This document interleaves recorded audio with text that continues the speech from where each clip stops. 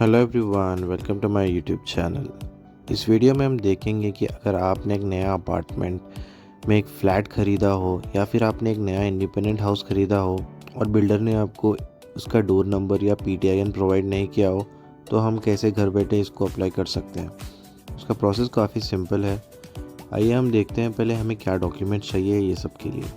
First हो गया आपका सेल डीड जो आपकी प्रॉपर्टी का है, जिसके लिए आप अप्लाई कर रहे हैं। सेल डीड पे आपके registration office, registration date, owner name, owner के फादर का नेम, ये सारी डिटेल्स अवेलेबल होंगे। एंड मेक श्योर आपके पास इसका पीडीएफ रेडी हो, because at the time of application आपको पीडीएफ फाइल अपलोड करनी होगी। दूसरा हो गया आपका बिल्डिंग परमिशन नंबर। वैसे तो मैंडेटरी नहीं है, but it's better if you have it, आप दे सकते हो। थर्ड हो गया आपका ऑक्यूपेंसी सर्टिफिकेट नंबर, ये भी मैंडेटरी नहीं है। फोर्थ हो गया आपका इलेक्ट्रिसिटी यूएससी नंबर। जब भी आपके पास इलेक्ट्रिसिटी बिल आती है उसके ऊपर यूएससी नंबर होता है, वो यूएससी नंबर आपको डालना पड़ेगा। अलॉन्ग विद दैट आपको पीडीएफ फाइल जो इलेक्ट्रिसिटी बिल की है वो भी अपलोड करनी होगी, तो मेक श्योर आपके पास ये पीडीएफ फाइल भी रेडी हो। फिफ्थ हो गया आपका बिल्डिंग के फ़ोटोज़। आप कोई भी एंगल से 2 फोटोज़ ले सकते हैं, ताकि जब आप अपलोड करोगे तो जीएचएमसी ऑफिशियल्स देखेंगे उसको, and when they come to your site it will be helpful for them to locate it. जब भी हमारे पास सारे डॉक्यूमेंट्स अवेलेबल हो जाएं तो हम पोर्टल पर चलते हैं अप्लाई करने के लिए। पोर्टल की लिंक मैं आपको डिस्क्रिप्शन में दे दूंगा। तो जब भी आप पोर्टल पे आएंगे तो आपको दिखेंगे काफ़ी सारे ऑप्शंस। इसमें आपको ऑनलाइन सर्विसेज के नीचे self assessment of property tax ये ऑप्शन दिखेगा। आपको ये ऑप्शन पे जाना है, self assessment of property tax. नया पेज खुलेगा जिसमें आपको change of building usage and self assessment ये 2 ऑप्शन दिखेंगे। आपको सेल्फ असेसमेंट सेलेक्ट करना है।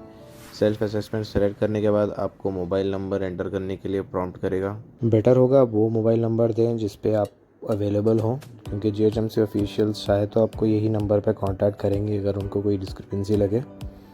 ये नंबर पे आपको ओटीपी आएगा वंस यू एंटर इट, तो वो ओटीपी एंटर करके आप आगे बढ़ सकते हैं आपकी एप्लीकेशन में। वैसे तो एक कन्फ्यूजन दूर करना चाहूँगा, काफ़ी सारे लोग कंफ्यूज होते हैं, मोस्टली अपार्टमेंट्स के जो कि अपार्टमेंट में रहते हैं, वो सोचते हैं या सुनते हैं किसी से कि एक अपार्टमेंट के लिए एक हाउस नंबर काफ़ी होगा, बट ऐसा नहीं है।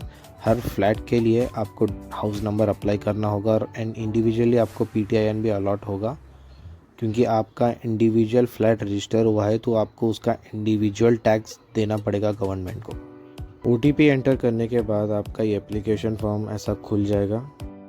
एप्लीकेशन फॉर्म भरने के लिए आप आपका सेल डीड आपके साइड में रख सकते हो। आपके सेल डीड पे आपको इन्फॉर्मेशन मिल जाएगी, जैसे सब registrar office, registration document number, registration document date, and कितने एसएफटी पे एरिया अपना ऑक्यूपाइड है, आपका फ्लैट हो गया या इंडिपेंडेंट हाउस हो गया, आपका क्या डिटेल्स है, सारे के सारे आपको सेल डीड पे मिल जाएंगे। तो आपका सेल डीड आपके साथ रखिएगा whenever you are filling this form. तो लेट्स फिल इट। यहाँ पे मैं डेमो पर्पस के लिए बंजारा हिल सेलेक्ट करके रखा हूँ, तो आप आपका रजिस्ट्रार ऑफिस सेलेक्ट कीजिए यहाँ पे। उसके बाद आप अपना रजिस्ट्रेशन डॉक्यूमेंट नंबर, उसका डॉक्यूमेंट डेट आपके सेल डीड से देके पॉपुलेट कर दीजिए इसमें। फिर owner name, owner father name ये भी पॉपुलेट कर दीजिए। उसके बाद आपका एरिया पिन कोड, फिर आपका प्लिंथ एरिया। प्लिंथ एरिया आपका कुछ ऐसा कैलकुलेट होगा, अगर आप एक इंडिविजुअल फ्लैट में रहते हैं एक अपार्टमेंट में, तो आपके फ्लैट का जो टोटल बिल्टअप एरिया होता है इंक्लूडिंग द कॉमन एरिया, जैसे कि मान लीजिए आपके सेल डीड में मेंशन होगा 1200 एसएफटी फॉर एग्जांपल, और आपका पार्किंग स्पेस अगर 150 स्क्वायर फीट दिया है बिल्डर ने, तो आप 1200 SFT built up area of your flat plus 150 square feet of your parking, ये दोनों को आप एडिशन करके ये प्लिंथ एरिया के वैल्यू में डाल देना है। उसके बाद आपका सर्कल नेम सिलेक्ट कर लेना है लिस्ट से, एंड आपका लोकेलिटी जो भी आपको रिलेवेंट लगे आपके लोकेलिटी के हिसाब से ये 2 डिटेल्स आपको पॉपुलेट करना है। फिर आपको बिल्डिंग का नेचर ऑफ यूज़ में पॉपुलेट करना है, अगर रेसिडेंशियल है तो रेसिडेंशियल सेलेक्ट कर लीजिए।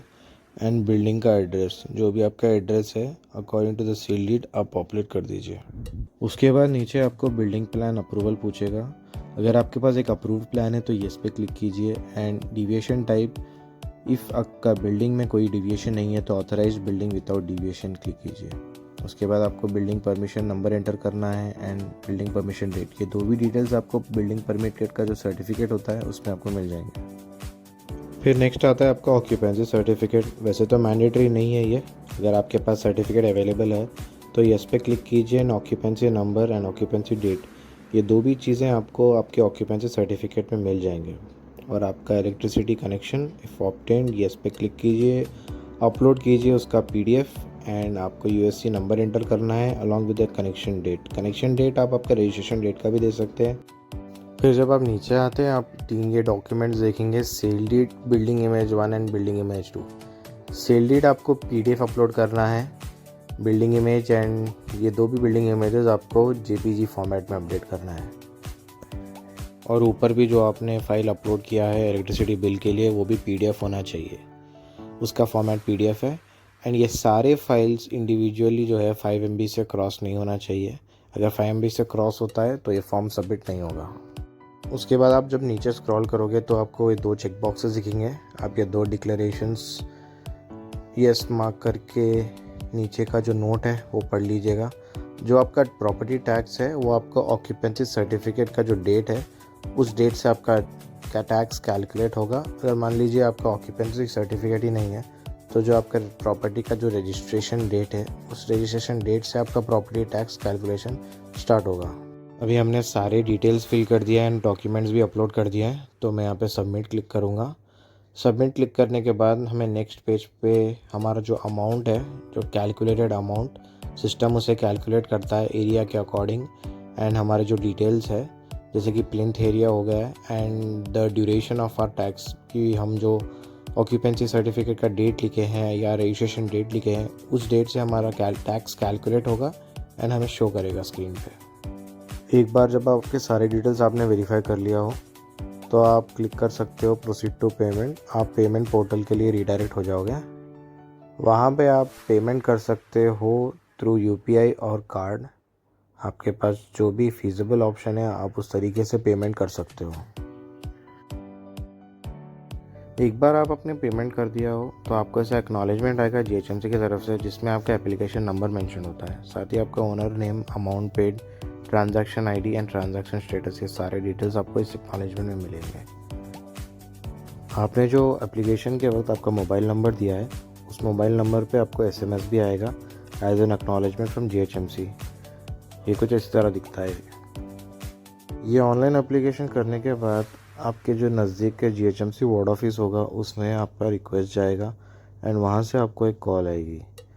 तब आपको सारे डॉक्यूमेंट्स जो आपने अप्लाई किए हैं ऑनलाइन उसके हार्ड कॉपीज़ लेके जाकर वार्ड ऑफिस में सबमिट करना होगा वेरिफिकेशन के लिए। एक बार वार्ड ऑफिस आपका वेरिफिकेशन कंप्लीट कर लेते हैं तो वो आपका फ़ाइल जीएचएमसी कमिश्नर में जाके लॉगिन करेंगे एंड वहाँ से आपका डोर नंबर एंड पीटीआईएन दोनों जनरेट हो जाएंगे। तो अभी के लिए बस इतना ही guys. Please like this video and also comment how you find it and also subscribe to my YouTube channel. Thank you.